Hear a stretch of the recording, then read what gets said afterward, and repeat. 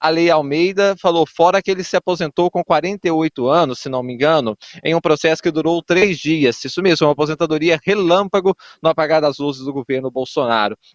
Osmar Ferreira falou: se o PRF deve, pague a justiça. Se for perseguição de algum interesse, é condenável. E aí, o conjunto de provas, de indícios, pelo menos, né, Osmar, são muito grandes. Bosco, eu queria ler, então, essa nota da Polícia Rodoviária Federal, porque a gente tem o texto aqui deles que é muito forte e muito interessante, né? Olha, vou ler rapidamente.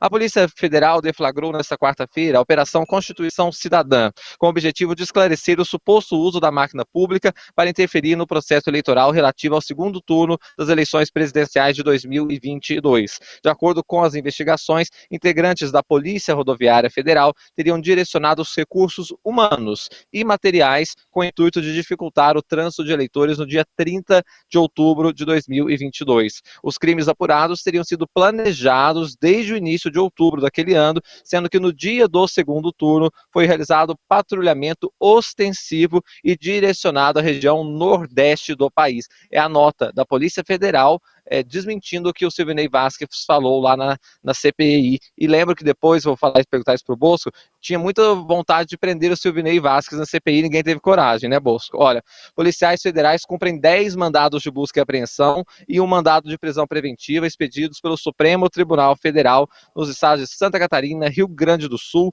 Distrito Federal e Rio Grande do Norte. A operação conta com o apoio da Corregedoria da PRF, que determinou ainda a oitiva, Bosco, de 47 policiais rodoviários federais. Parece que vão ser todos ouvidos ainda hoje, Bosco. 47 policiais rodoviários federais, muitos de cargos de direção na época de Silvinei Vasquez. Esse dado também chama muito a atenção, né, Bosco? Não vai ficar a palavra de um contra o outro, vão ser a palavra de muitos policiais rodoviários federais que vão ser ouvidos certamente sobre o teor também do que foi planejado antes do segundo turno das eleições e depois tendo a efetivação daquelas blitzes. Vou parar aqui na nota da PF para perguntar para você sobre essa questão destes outros policiais que serão ouvidos e ali pode pôr uma pedra mesmo nessa questão de que há mais de uma fala, mais de um discurso, porque o número de policiais envolvidos é muito grande, né, Bolso?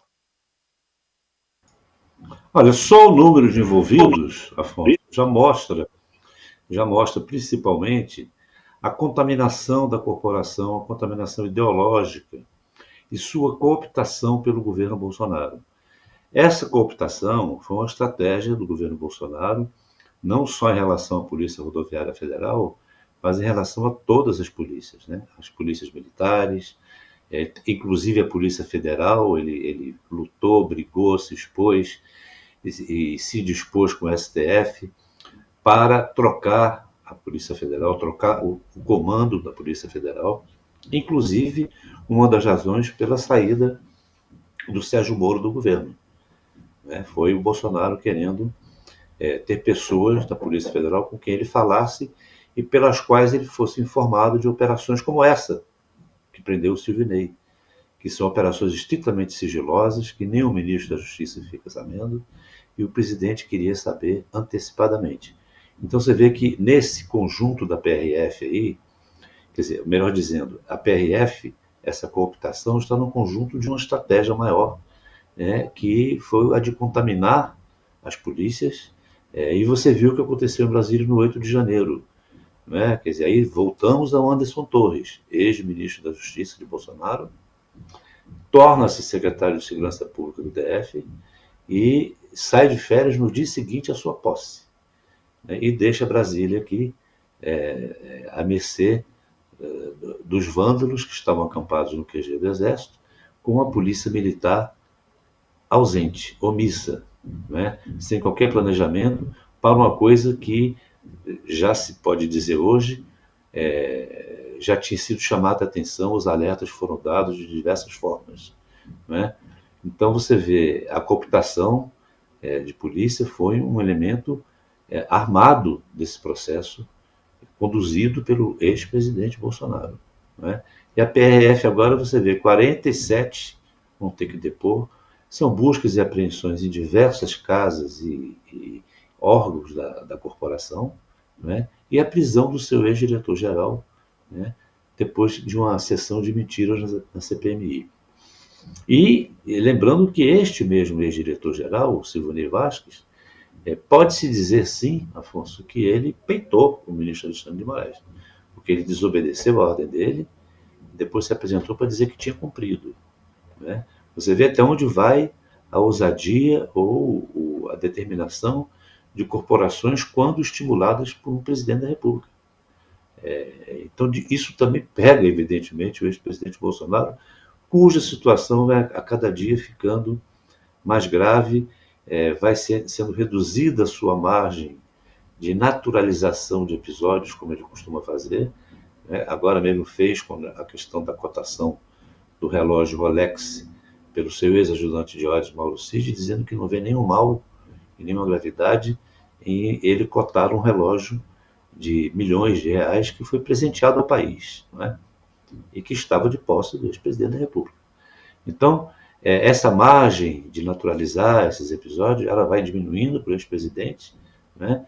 E essa prisão do Silvinei e as razões pelas quais ele foi preso vão formando um contexto que vai confirmando toda uma trama, toda uma conspiração, não só contra a eleição do hoje presidente Lula, mas também dentro de um contexto, de uma estratégia, de um script de golpe. Né? Fica cada vez mais difícil também para a oposição na CPMI tentar manter a sua atuação com base apenas em instalar o caos na CPMI. Né? As coisas... E também fica aqui para o presidente da CPMI, Arthur Maia, acrescentado uma dificuldade, porque ele tenta fazer um equilibrismo ali, tentando evitar lances mais graves, mais traumáticos, né? Mas quando uma coisa está ficando cada vez mais evidente, que é essa trama do golpe, é muito difícil que você consiga manter as coisas no meio, assim, mornas, não é? Há uma coisa avançando na direção da culpabilização desses personagens que estão há mais de ano no centro desse teatro da trama, do golpe. Então, e acho que vão aparecer mais coisas ainda, né, Afonso? Pelo andar da carruagem, o que virá depois da prisão do Silvinei Vasquez? Né? O comportamento dele foi um comportamento de um membro de gangue. Né?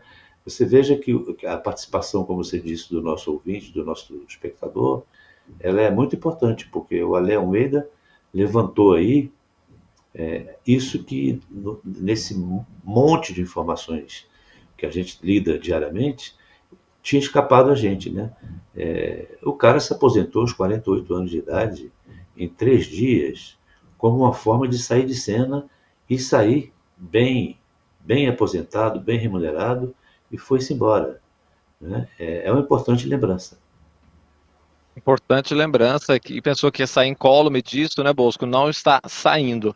Gente, importantíssima a participação de vocês. Eu vou esclarecer aqui 2 dúvidas que a nossa audiência perguntou. O André Ribeiro está sempre aqui com a gente, falou que tipo de prisão que foi. Foi prisão preventiva, então, de Silvinei Vasquez, e justamente a prisão preventiva é colocada, por exemplo, para instrução, né, do processo, para que não tenha nenhum problema ali durante essas apurações, que já acontece há um bom tempo. E o Capacitor 2001, Bosco, falou uma dúvida. Essas operações são determinadas pela própria PF ou pelo ministro da Justiça? Funciona assim, Capacitor 2001.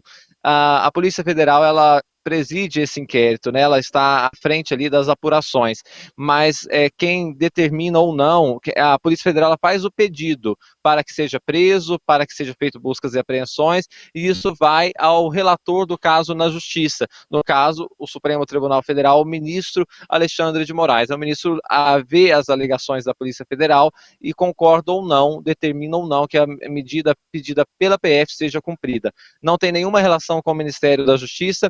as polícias, tanto rodoviária federal quanto federal, são subordinadas ao Ministério da Justiça para fins administrativos, mas elas têm a sua independência, né? Os delegados conduzem com independência esses inquéritos e, portanto, não passa necessariamente para o Ministério da Justiça. Apenas o ministro da Justiça, ele é informado instantes antes dessa operação acontecer. Bosco, deixa eu continuar lendo a nota da Polícia Federal, porque ela tem alguns elementos ainda interessantes para a gente falar. Olha, os fatos investigados, neste caso o Silvinei Vasquez, configuram em tese os crimes de prevaricação e violência política previstos no Código Penal brasileiro e os crimes de impedir ou embaraçar o exercício do sufrágio, que é o voto, e ocultar, sonegar, assambarcar ou recusar no dia da eleição o fornecimento, normalmente a todos, de utilidades, alimentação e meios de transporte ou conceder exclusividade dos mesmos a determinado partido ou candidato do Código Eleitoral brasileiro. O nome da operação Constituição Cidadã é uma referência à Lei Maior do Brasil, promulgada em 1988, a qual pela primeira vez na história do país garantiu a todos os cidadãos o direito ao voto, maior representação democrática. Só para fechar essa nota da PF, essas notas vêm para a imprensa, está no site da Polícia Federal e bem cedinho a gente foi despertado, né, Bosco, com esta nota que dava conta desta operação da Polícia Federal.